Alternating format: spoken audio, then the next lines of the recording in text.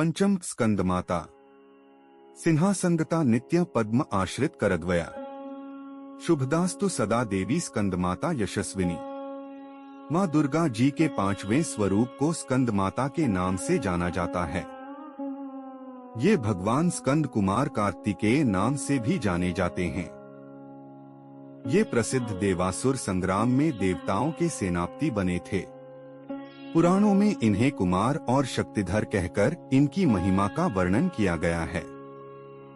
इनका वाहन मयूर है।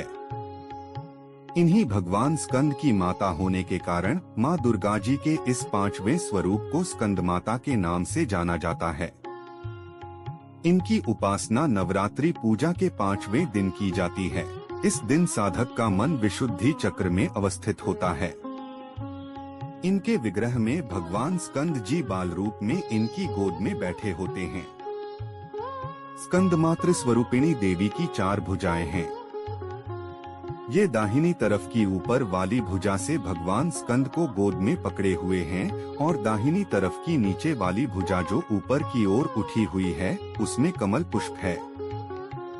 बाईं तरफ की ऊपर वाली भुजा वर मुद्रा में तथा नीचे वाली भुजा जो ऊपर की ओर उठी है उसमें भी कमल पुष्प ली हुई है।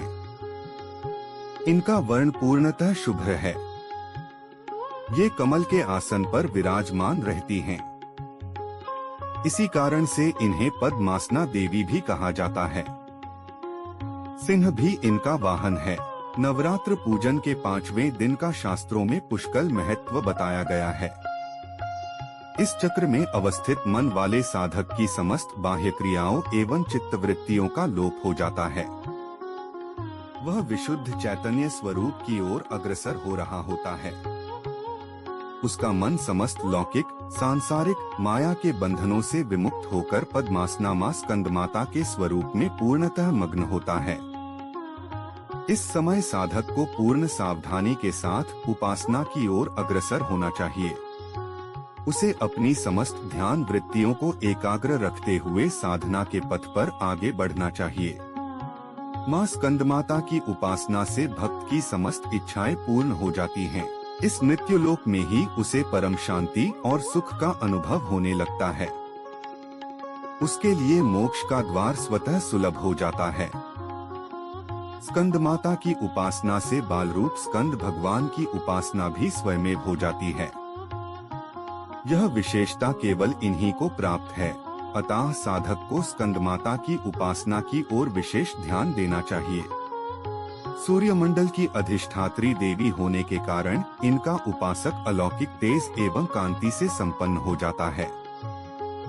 एक अलौकिक प्रभा मंडल अदृश्य भाव से सदैव उसके चतुर्दिक परिव्याप्त रहता है। यह प्रभा मंडल प्रतिक्षण उसके योगक्षेम का निर्वहन करता रहता है।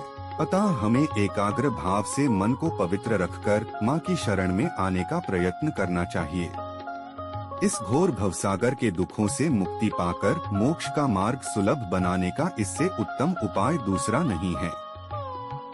मां स्कंदमाता की कृपा आप सभी पर सदैव बनी रहे।